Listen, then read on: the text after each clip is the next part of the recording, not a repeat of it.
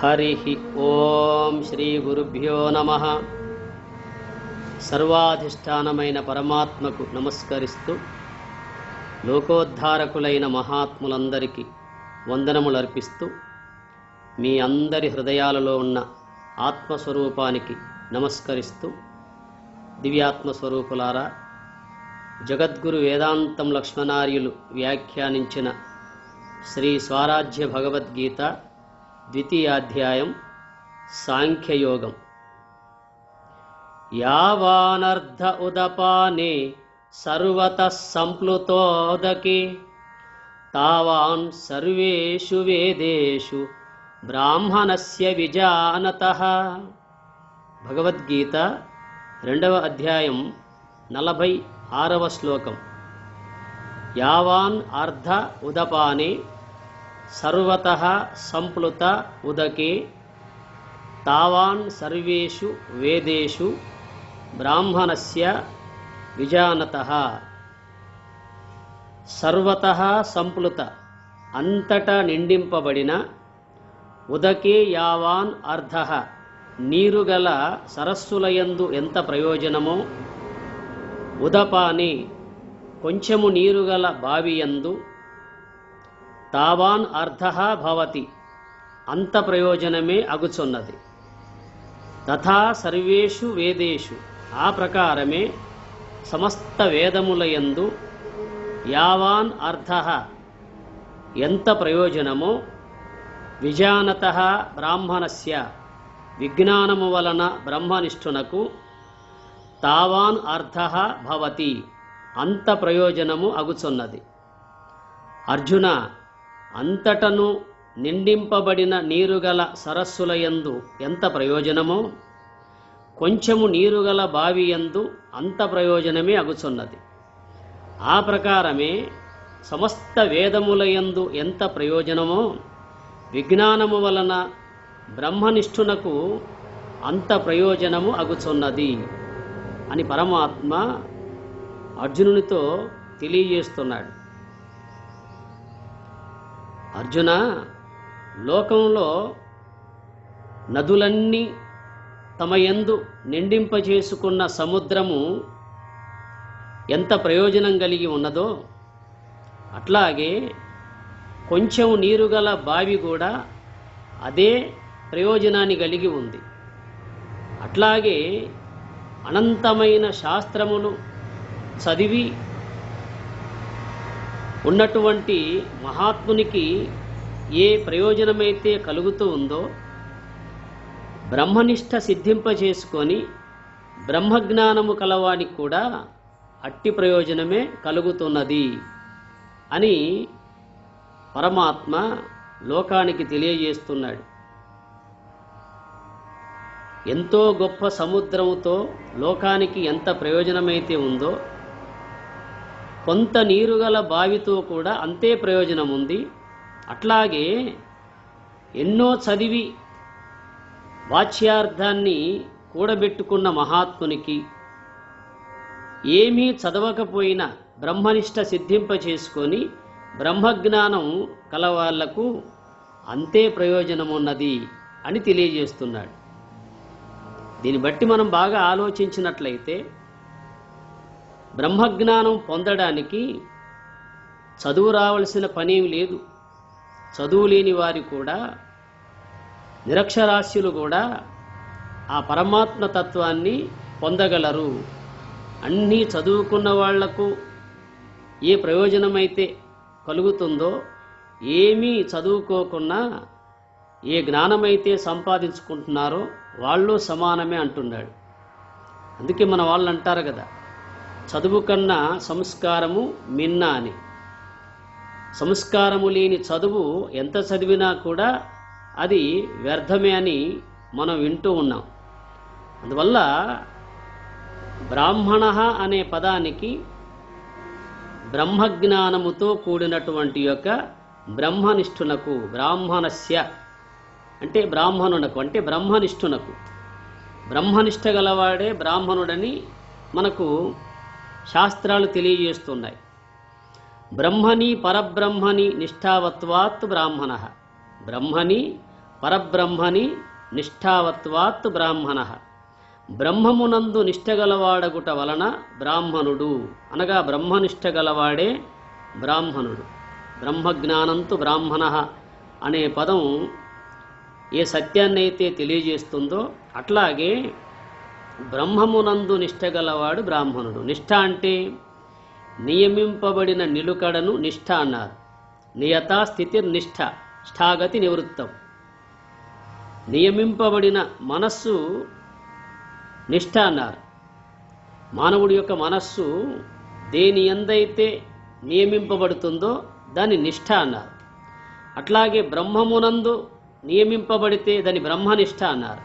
అందువల్ల బ్రహ్మని నిష్ఠావత్వాత్, బ్రహ్మణి పరబ్రహ్మని నిష్ఠావత్వాత్ బ్రాహ్మణ. బ్రహ్మమునందు నిష్ఠగలవాడు బ్రాహ్మణుడు అనగా బ్రహ్మనిష్ట గలవాడే బ్రాహ్మణుడు. అతడే విజానత అంటే విజ్ఞాని. జానత అంటే తెలిసినవాడు, విజానత అంటే విశేషముగా తెలిసినవాడు. అందువల్ల అతడే విజ్ఞాని. ఇట్టి విజ్ఞాని అయిన బ్రహ్మనిష్ఠునకును వేదములన్నిటినీ చదివిన వానికిని ప్రయోజనం ఒకటే. అదే బ్రహ్మనిష్ట ద్వారా బ్రహ్మజ్ఞానం పొందిన వానికిని సకల వేదములు చదివిన వానికిని ఒకే ఒక ప్రయోజనమయ్యా. కాకపోతే ఆయన వాచ్యార్థంతో తెలుసుకుంటాడు. సకల వేదాలు చదివి వాచ్యార్థాన్ని గ్రహిస్తాడు. ఏమీ చదవకుండా ఆ వేదములో చెప్పబడినటువంటి యొక్క పరమాత్మతత్వాన్ని లక్ష్యార్థము ద్వారా తెలుసుకుంటాడు. అందువల్ల ఆయనకి ఈయనకు ఒకే ఒక ప్రయోజనము. ఎందుకంటే ఎన్ని చదివినా కూడా గురుకీలు కుదరకపోతే వ్యర్థమే అన్నారు. ఎంత చదివినా ఎన్ని విన్నా కూడా ఆ దైవ ధ్యానం అంతర్ముఖ వృత్తి లేకపోతే ఏమీ ప్రయోజనం లేదు. అందువల్ల విన్నందుకు చదివినందుకు అనుభవాన్ని పొందాలంటే అంతర్ముఖ వృత్తిని సంపాదించుకోవాలి. అట్టి అంతర్ముఖ వృత్తిని బ్రహ్మనిష్ట అన్నారు. అట్టి బ్రహ్మనిష్ట అనేది లేకపోతే వ్యర్థమే. అందుకే గురుకీలు కుదిరిన బ్రహ్మనిష్ఠునకు వేదములను చదవవలసిన పని లేదు.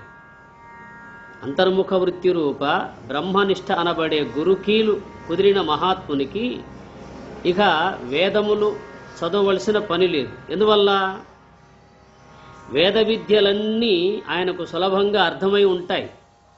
ఎందుకంటే అతడు విజ్ఞానమును పొంది ఉన్నాడు గనక, అనుభవ జ్ఞానాన్ని సిద్ధింప చేసుకున్నాడు గనక, సకల వేదసారమైన బ్రహ్మమును పొంది ఉన్నాడు గనక ఇక ఆయన ఏమీ చదవవలసిన పని లేదు.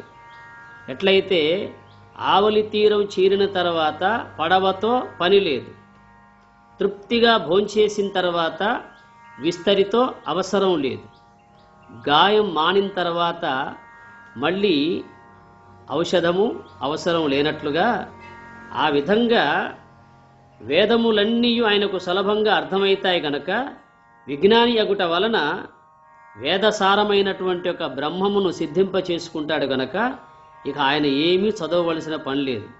అందుకే ఎన్ని చదివినా ఎన్ని విన్నా కూడా ఆ గురుకీలు అనబడే బ్రహ్మనిష్ట సిద్ధింపకపోతే వ్యర్థమే అన్నారు. ఎంత చదువు చదివి ఎన్ని విన్నను గాని హీనుడవ గుణంబు మానలేడు, బొగ్గుపాలగడుగ పోవునా మలినంబు విశ్వదాభిరామ వినురవేమ అని వేమన యోగి అన్నాడు. ఎంత చదువు చదివి ఎన్ని విన్నను గాని హీనుడు అవగుణంబు మానలేడు, బొగ్గు పాలగడుగ పోవునా మలినంబు విశ్వదాభిరామ వినురవేమ అన్నాడు. మన చదువులన్నీ ఆ సత్యస్వరూపాన్ని, ఆ నిత్యస్వరూపాన్ని, ఆ శాశ్వత స్వరూపాన్ని తెలుసుకోగలగాలి. అలా తెలియక అజ్ఞాన సంబంధ అవిద్యతో కూడినటువంటి వానికి వానిలో ఉన్న దుర్గుణాలు మానుకుంటాడా? అందుకే ఎంత చదివినా ఎన్ని విన్నా కూడా హీనుడు అవగుణంబు మానలేడు అనగా తనలో ఉన్న దుర్గుణాలను మానలేడు. జ్ఞానహీనుడు తనలో ఉన్నటువంటి దుర్గుణాలను మానలేడు. ఎట్లా అంటే బొగ్గు పాలగడుగా పోవునా మలినంబు. బొగ్గును పాలతో అభిషేకించినా కూడా అది తెలుపు కాదు. ఆ బొగ్గు ఎక్కడైతే పుట్టిందో ఆ అగ్నిలో పడవేస్తేనే దగ్ధమై బూడిదైపోతుంది. అట్లాగే మానవుడిలో ఉన్న మనస్సే బొగ్గు వంటిది. ఆ బొగ్గు అనేది జ్ఞానమనే అగ్నిలో దగ్ధమైతేనే అది పవిత్రమవుతుంది. ఎట్లయితే బొగ్గును మళ్ళీ అగ్నిలో పడవేస్తేనే పూర్తిగా దగ్ధమైపోయి బూడిదవుతుందో అట్లాగే మానవుడి యొక్క మనస్సు కూడా జ్ఞానమనే అగ్నిలో దగ్ధం కావాలి. అలా అయినట్లయితే ఆ మనోమాలిన్యం అంతా తొలగిపోతుంది. అంతేగాని మరో మార్గం లేదంటాడు. ఎందువల్ల అంటే మల నిర్మోచనం పుంసాం జలస్నానం దినే దినే సకృద్గీతాంభసి స్నానం సంసార మలనాశనం అని సంస్కృత మహాభారతంలో చెప్పబడింది. మల నిర్మోచనం పుంసాం జలస్నానం దినే దినే సకృద్గీతాంభసి స్నానం సంసార మలనాశనం. ప్రతిరోజు జలస్నానం వల్ల దేహమాలిన్యాన్ని తొలగించుకున్నట్లు మానవుడు జ్ఞానమనబడే గంగతో తన మనోమాలిన్యాన్ని తొలగించుకోవలసి ఉంటుంది. అందువల్ల తనలో ఉన్న మనస్సు జ్ఞానమనే గంగతోనే కడిగే అవకాశం ఉంది. ఇంకా దేనితో అది పవిత్రమయ్యే అవకాశం లేదు. అందువల్ల ఎన్ని చదివినా ఎన్ని విన్నా కూడా అంతర్ముఖ వృత్తి రూప ధ్యాన మార్గం లేకపోతే వ్యర్థమేనని మనం బాగా గమనించాలి. అందుకే అర్జున, ఎంతో నీరు గల సముద్రము ఏ ప్రయోజనాన్ని ఇస్తుందో కొంచెం నీరు గల బావి కూడా అంతే ప్రయోజనాన్ని ఇస్తుందయ్యా. సకల వేదములు చదివినటువంటి ఒక మహానుభావునికి ఏ ప్రయోజనమైతే కలుగుతుందో ఏమీ చదవకపోయినా బ్రహ్మనిష్ట సిద్ధింపచేసుకొని బ్రహ్మమును పొందినవారు అదే ప్రయోజనాన్ని కలిగి ఉంటారు అని తెలియజేస్తున్నాడు. అందువల్ల చదివించిరి నను గురువులు చదివితి ధర్మ అర్థ ముఖ్య శాస్త్రములు నే చదివినవి గలవు పెక్కులు చదువులలో మర్మమెల్ల చదివితి తండ్రి అని ప్రహ్లాదుడు అన్నాడు. చదివించిరి నను గురువులు చదివితి ధర్మ అర్థ ముఖ్య శాస్త్రములు నే చదివినవి గలవు పెక్కులు చదువులలో మర్మమెల్ల చదివితి తండ్రి అని అంటున్నాడు. ఓ తండ్రి, నన్ను అధ్యాపకులు అనగా బోధకులు ఎన్నో చదివించారు, ఎంతో చదివించారు. నేను కూడా ఎన్నో చదివాను. నే చదివినవి గలవు పెక్కులు చదువులలో మర్మమెల్ల చదివితి తండ్రి. ఆ చదువులలోని మర్మము నేను తెలుసుకున్నాను, దాన్ని చదివాను అంటున్నాడు. చదువులలోని మర్మం అనగా వేదములన్నీ శబ్దజాలమే, శబ్దాతీతమైన బ్రహ్మమే చదువులలోని మర్మము అన్నారు. వేదాలన్నీ, సకల వేద శాస్త్రాలన్నీ ఈ శబ్దజాలమే, శబ్ద బ్రహ్మమే. ఆ శబ్దాతీతమైన బ్రహ్మమే చదువులలోని మర్మము. అది ఏ సకల వేద సారాంశము అన్నారు. సకల వేదముల యొక్క సారాంశము బ్రహ్మము. ఎట్లయితే సముద్రమును గురిపెట్టుకొని నదులన్నీ ప్రవహిస్తున్నాయో అట్లాగే బ్రహ్మమును, ఆ పరమాత్మ తత్వాన్ని గురిపెట్టుకొనే సకల శాస్త్రాలు ప్రయాణం చేస్తూ ఉన్నాయి. అందువల్ల సకల శాస్త్రముల యొక్క సారము అనగా గమ్యము బ్రహ్మమై ఉన్నది. అట్టి బ్రహ్మమే చదువులలోని మర్మము అన్నారు. అందుకే మహాత్ములు అక్షరములయందు అక్షరుని తెలియవాడే తత్వజ్ఞాని అన్నారు. అక్షరములయందు అక్షరుని తెలియవాడే తత్వజ్ఞాని.